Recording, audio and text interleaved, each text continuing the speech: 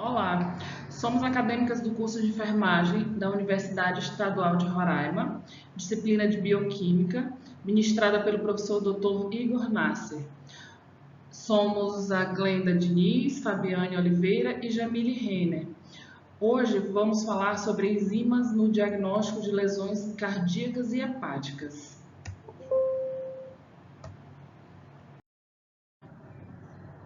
As enzimas são proteínas com propriedades catalisadoras sobre as reações que ocorrem nos sistemas biológicos. Elas têm um elevado grau de particularidade sobre seus substratos, acelerando reações específicas sem serem alteradas ou consumidas durante o processo. O estudo das enzimas tem imensa importância clínica.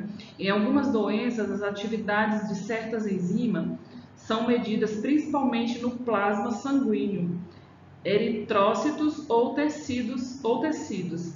Todas as enzimas presentes no corpo humano são sintetizadas intracelularmente.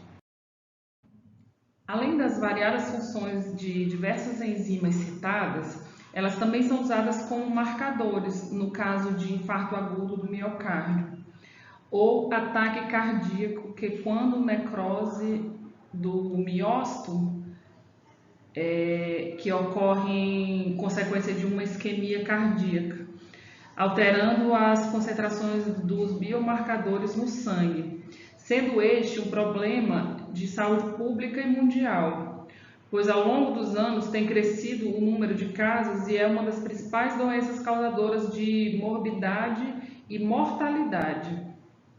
Os biomarcadores são usados como principal diagnóstico e podem ser divididos em dois tipos de marcadores: marcadores clássicos e novos marcadores. Os marcadores clássicos são LDH,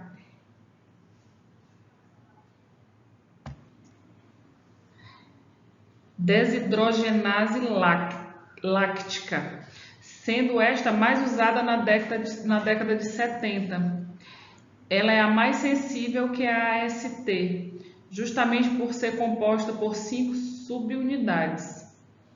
Porém, ela tem uma janela diagnóstica tardia em comparação com os novos marcadores, CK e CPK, ou CPK.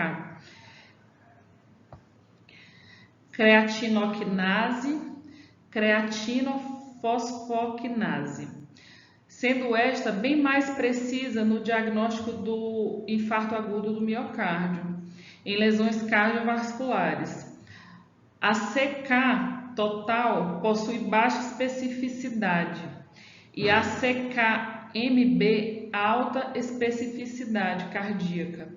O teste de CK-MB massa busca identificar enzimas ativas e inativas presentes na amostra coletada, que são liberadas quando ocorre a lesão cardíaca. Outro marcador clássico é a AST, aspartato aminotransferase, sendo uma enzima usada no início da década de 50, porém foi substituída pela CK. Enquanto os novos marcadores são a troponina, que é uma proteína muito presente nas células musculares e desempenha um papel fundamental na contração, por serem conhecidas como troponinas cardíacas, a troponina T e a troponina I possuem especificidade com o tecido miocárdio, diferente da troponina C, que não tem especificidade cardíaca. Após a lesão, a concentração de troponina C eleva-se entre 2 a 4 horas e em 24 horas o nível máximo é atingido.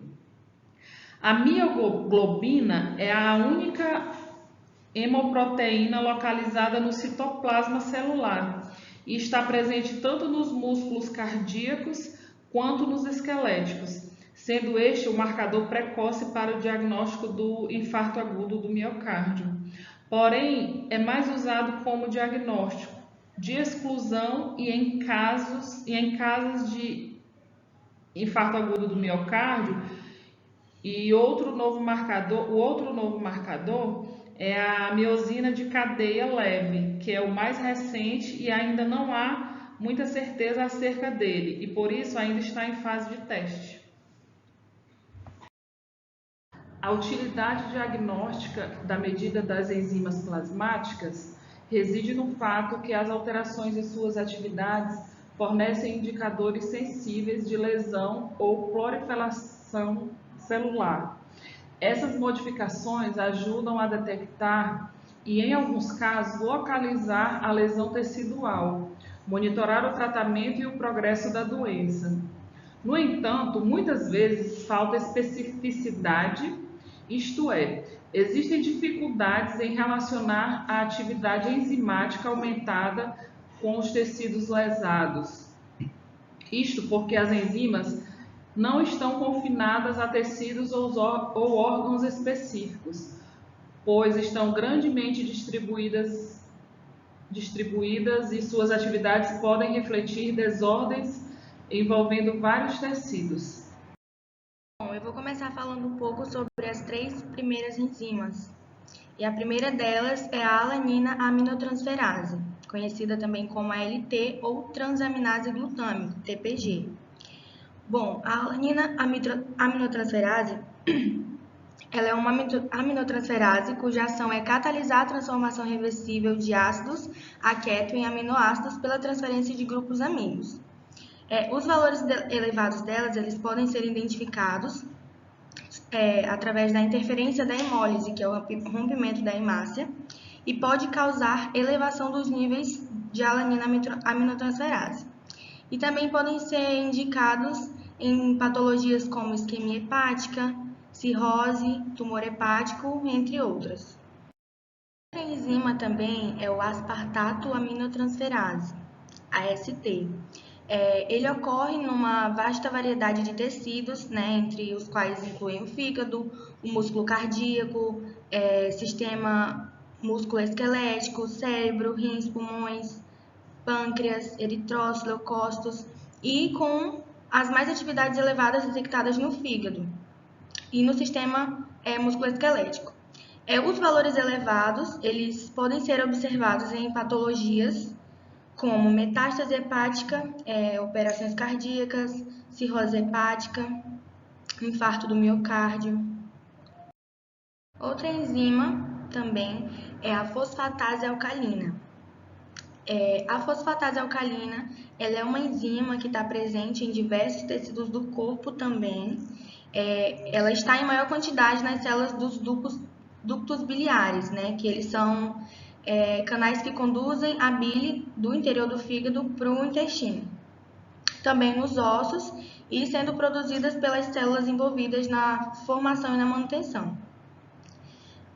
Os valores elevados da fosfatase alcalina, ela pode ter valores elevados em caso que aconteça uma movimentação de formação óssea. E também a gente identifica dentre as patologias que indicam, que são obstrução biliar intra e extracelular, tumor primário ou metastático do fígado, tumor metastático do osso, recuperação de fratura óssea e etc. Bom, os fatores de interferência dessas enzimas, eles são comuns uns aos outros. Na realização desses exames, alguns fatores interferentes são injeções intramuscular, anticoncepcional oral e drogas, né? Eles podem fazer com que o exame perca eficácia. A enzima que vai ser abordada aqui é a gama-glutamiltransferase. Ela também pode ser chamada de GGT ou gama-glutamiltranspeptidase. Bom, ela é uma enzima muito encontrada em hepatócitos. A sua função basicamente consiste na catalisação do transporte de ácido glutâmico e também no transporte de aminoácidos peptídeos através das membranas celulares. A elevação dela ocorre, no caso, né, a elevação da GGT se dá mais por conta de doenças hepáticas ativas, né? Quando essa enzima se encontra elevada na corrente sanguínea, ela pode indicar cirrose, hepatite, necrose hepática, tumor hepático, infarto, pancreatite, entre outros. Um ponto que vale destacar é que os altos níveis de GGT auxiliam no afastamento das doenças ósseas, possivelmente causadas pelo aumento da área ALP. Em relação aos fatos interferentes, pode ocorrer a diminuição dessa enzima, no caso, no final da gravidez. Também pode acontecer com a administração de drogas, como anticoncepcionais orais, citrato, clorofibrato, fluoreto e oxalato. E o aumento dessa enzima pode ter origem de drogas também, como fenitoína, álcool e fenobarbital. Bom, já essa enzima aqui, ela é a colinesterase, também conhecida pela sigla de CHE.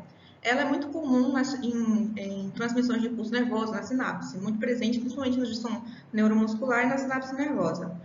Pode existir dois tipos de CK, aliás, de CK não, perdão, de CHE, que é a acetilcolinesterase, que ela é considerada a colinesterase verdadeira, que ela é encontrada dentro dos eritrócitos e nas hemácias, e a pseudocolinesterase, que pode ser chamada também de colinesterase sérica, sendo ela encontrada no plasma, no fígado, no músculo liso e nos adipócitos, que é uma glicoproteína produzida pelo fígado. Bom, a diminuição dela a diminuição do caso da colinesterase é encontrada em doenças hepáticas crônicas, que é por conta da deficiência da produção enzimática do fígado. Já no carcinoma hepático, a diminuição de síntese enzimática atinge o valor de 50% a 70%. A redução dos valores dessa enzima no corpo é muito comum em agricultores, pois eles têm muito contato com inseticidas, e esses inseticidas, por conta da concentração também, acaba contribuindo para uma intoxicação por organofosfatos, que acaba inibindo a colinesterase verdadeira, mas a pseudocolinesterase é paralelamente inibida e ela se torna um marcador de exposição. Os valores diminuídos de CHE podem ser encontrados em pessoas com deficiência congênita de enzima, desnutrição e doença hepatocelular. Os fatores interferentes podem estar ligados à gravidez, que ocorre durante ela pode ocorrer a diminuição, anticoncepcionais orais, cafeína, codeína, atropina, estrógeno, vitamina K, sulfato de morfina, entre outros. Essa enzima é a creatinoquinase total, ou pode ser chamada também de creatina fosfoquinase. Ela pode ser identificada por essa sigla CK, ou no caso da creatina fosfoquinase, CPK. Bom, ela é uma enzima que ela é bem distribuída em diversos tipos de células e tecidos, como as do músculo cardíaco, na musculatura estriada esquelética e no cérebro. A sua função consiste em aumentar a velocidade de reação química entre o fosfato liberado pela molécula de ATP, adenosina trifosfato, e a creatina, tendo como produto a fosfocreatina, que ela serve para manter os níveis de intensidade energética. Normalmente, ela é encontrada em alta quantidade quando você faz algum tipo de esporte, exercício físico intenso ou moderado, mas ela também pode ser encontrada em miosite, após cirurgias recentes, nas convulsões, após injeções intramusculares, entre outras lesões. Isso acontece por conta das lesões tissulares ocorridas, e também pode ocorrer a elevação dela por conta de drogas, como álcool, ampicilina, anfotericina B, entre outros, e alguns anestésicos. A creatinoquinase total ela pode ser dividida em 3 grupos. A isoenzima CKBB ou CPK1, ela pode ser encontrada na próstata, útero, cérebro, tireoide ou pulmão, e a sua elevação não é comum. A outra isoenzima dela é a CKMB ou CPK2. Ela pode ser encontrada no músculo cardíaco em grande abundância. E a sua elevação ela é essencial para o diagnóstico do infarto agudo do miocárdio. E a outra enzima é a isoenzima CKMM ou CPK3. Ela pode ser encontrada em maior quantidade no músculo esquelético. Ela tem sua presença no músculo cardíaco, mas ela é mais presente no músculo esquelético. Em exames de sangue, se utiliza a creatinoquinase como indicador de uma possível distrofia muscular, infarto agudo do miocárdio, inflamações musculares, falência renal, problemas cardíacos, lesão cerebral, delírio tremens e miocardite. Por último, temos a desidrogenase láctica, também conhecida como lactato desidrogenase, ou pelas siglas de LDH. Bom, ela é uma enzima que auxilia no metabolismo celular. Ela catalisa a conversão do lactato em piruvato e é liberada em caso de injúria tissular e é encontrada nos mais diversos tecidos, como coração, fígado, pulmão, entre outros. A elevação desta enzima ocorre, por exemplo, em neoplasias, cardiopatias, inflamações, hipotireoidismo, hepatites, pancreatite e obstrução intestinal. Mas, por conta de estar presente em vários tecidos, a quantidade total de LDH não é nenhum indicador específico de doença, nem nada que possa se preocupar tanto, nem indicador específico nem de doença cardíaca, nem de doença hepática. Mas ela é estudada quando ela é analisada em conjunto com outras enzimas, ela pode se tornar útil no diagnóstico de doença. Bom, os valores elevados dela são encontrados em pessoas com anemia megaloblástica, em carcinoma, cirrose, choque séptico, anemia hemolítica, leucemia, mononucleose, icterícia obstrutiva, infarto, hepatite, entre outros. Essa enzima ela pode ser subdividida em 5 isoenzimas. A LDH1, que ela é encontrada no coração e nas hemácias, a LDH2, que é encontrada no coração, LDH3, que é nos pulmões, LDH4 nos rins e no pâncreas, e LDH5, que é no fígado e músculo esquelético. A estimação de enzimas LDH pode auxiliar no diagnóstico de diversas condições e identificar os órgãos afetados que estão presentes em diversos tecidos específicos.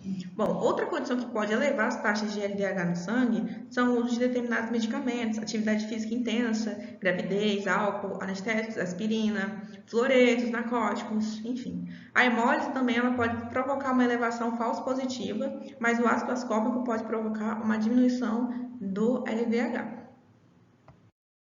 Já partindo para o final, nós concluímos que basicamente as enzimas elas se mostraram grandes aliadas na questão do diagnóstico clínico de lesões cardíacas e hepáticas, que é muito importante manter os exames em dia justamente para averiguar a presença dessas enzimas, né, como a gente pôde ver no infarto agudo do miocárdio. Logo após o infarto, é liberado algumas enzimas de origem cardíaca que, caso feito o exame, pode prevenir o novo infarto. Então, assim, a prevenção é a chave para prolongar a vida e tornar a qualidade de vida melhor. Bom, esse foi o nosso trabalho, agradecemos a atenção.